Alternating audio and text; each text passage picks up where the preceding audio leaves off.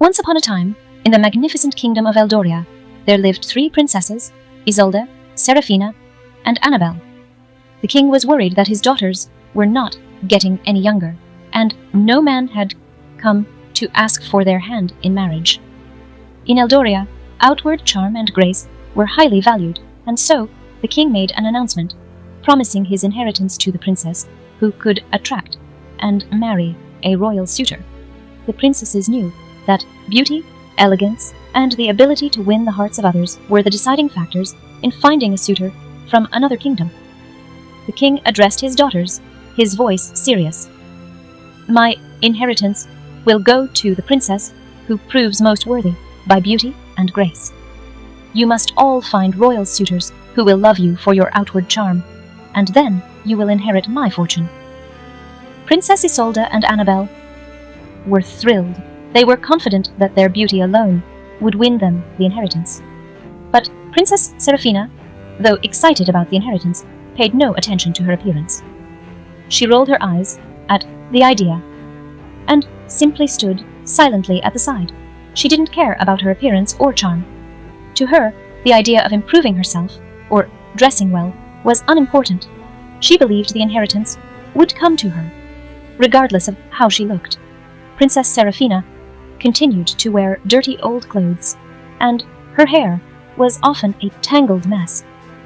While her sisters worked on perfecting their beauty, grace, and charm, Serafina paid no mind to her appearance at all. She didn't care about the grand balls or the royal suitors her sisters were attracting. She didn't bother to improve herself. In her eyes, appearances didn't matter. She believed that no one was seeing her because they did not like her, even if it meant standing in the shadows, ignored by suitors. Princess Serafina was summoned to the throne room one afternoon by the king. His face, lined with disappointment, was stern as he stood before her. By his side, Princess Isolde and Annabel stood proudly, beaming with delight. The king spoke, his voice heavy with disapproval. "Serafina, you have not tried to prove yourself worthy of the inheritance. You have not shown the grace or elegance required. Your appearance is a reflection of your neglect. How can I pass on my inheritance to someone who cannot even care for herself properly?" At that moment, Princess Serafina's eyes dropped to the floor, her heart sinking. She had hoped that her inner qualities might be enough to win her father's love and the throne. But it was clear that her father valued outward beauty above all else. Without a word, she turned and walked away from the throne room, her once hopeful eyes now clouded with defeat.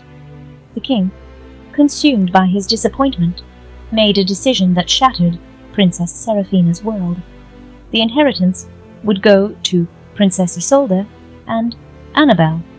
Left with nothing but her thoughts, Princess Serafina wandered the palace, feeling lost and invisible. Her birthright had been stripped away, and her world crumbled before her eyes. Heartbroken and left with no fortune, Princess Serafina packs a small bag and leaves the palace with no clear destination in mind. She walks alone through the castle gates, the grandeur of the kingdom now a distant memory. The journey is long and arduous, but Serafina is determined to find peace, away from the palace and the expectations of royalty. After days of traveling, she arrives at the doorstep of her Aunt Marian, the king's sister, who lives in a modest, remote village. Aunt Marian, a woman of grace, intelligence, and kindness, welcomes Serafina with open arms. With nothing left to her name but her dignity, Serafina finds solace in her aunt's humble home. There, she is offered not just shelter, but a fresh start, a place to heal and rediscover herself. She spends her days helping Aunt Marian with chores around the house and in the garden. The hard work is tiring, but it begins to soothe Serafina's troubled heart. She becomes more conscious of her body and learns how to take better care of herself. One day, as they work side by side in the garden, Aunt Marian gently advises her.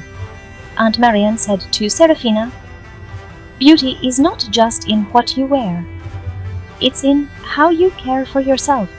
When you learn to love your body, mind, and spirit, you'll radiate a different kind of beauty, one that lasts." Serafina takes her aunt's words to heart. She begins eating healthier, exercising gently, and learning to carry herself with grace and elegance. Slowly, her body starts to change, her posture improves, and her face, once shadowed by self-doubt, begins to glow with newfound confidence. For the first time in her life, Serafina learns the art of self-care, something she never thought of doing in her father's house. The beauty she once believed she never had now radiates from within. Aunt Marian teaches Princess Serafina everything about self-care. She shows her how to dress, speak, and dine like royalty. She also introduces her to literature and history, broadening her knowledge and refining her understanding of the world.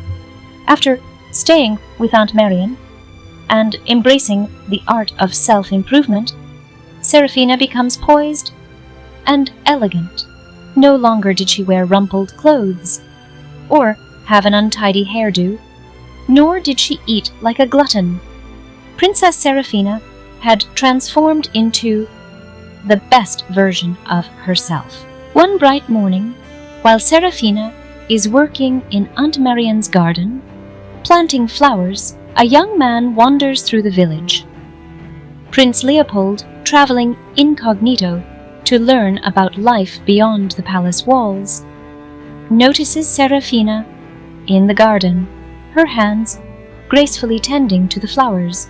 He is struck by the peace and warmth that radiate from her. He approaches quietly, watching as she works. When she notices him, she smiles gently, but continues tending to the plants. Prince Leopold said, "You have a beautiful garden. Your hands seem to bring life to everything they touch." Serafina, smiling softly, replied, "The garden brings me peace. It teaches me about self-care." The prince is drawn to her calmness and inner strength. They talk for a while about the village, the flowers, and life in general.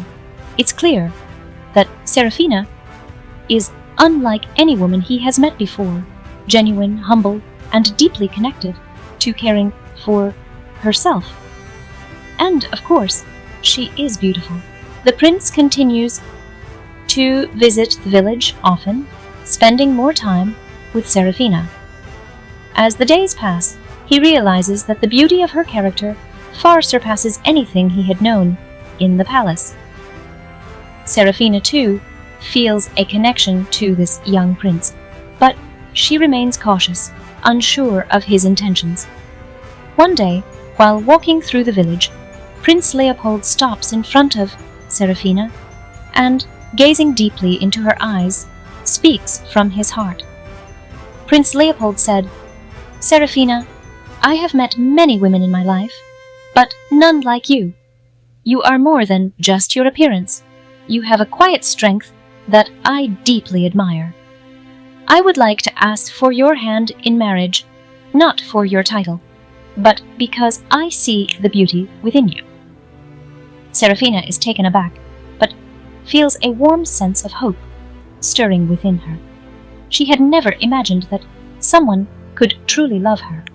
Overwhelmed, yet grateful, she accepts the proposal, but confesses her predicament, how she is of royal blood, yet left without any inheritance from her father, the king. Still, the prince remains steadfast in his decision and proceeds with the marriage proposal. With her heart full of joy and newfound confidence, Serafina responds, "Yes, I will marry you, Prince Leopold. My journey has taught me to love myself, and now I am ready to share that love with you."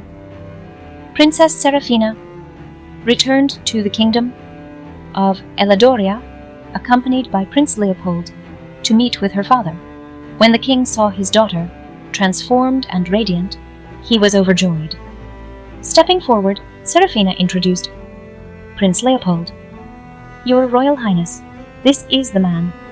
Prince Leopold is the one I wish to spend the rest of my life with. I seek your approval and blessing for our union. The king, still surprised, felt a wave of emotion.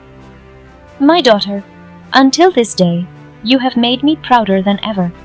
You have not only worked hard to improve yourself, but you have also shown great strength and wisdom. Because of this, I give you my blessing and bequeath to you your rightful inheritance. Serafina's heart swelled with happiness upon hearing these words.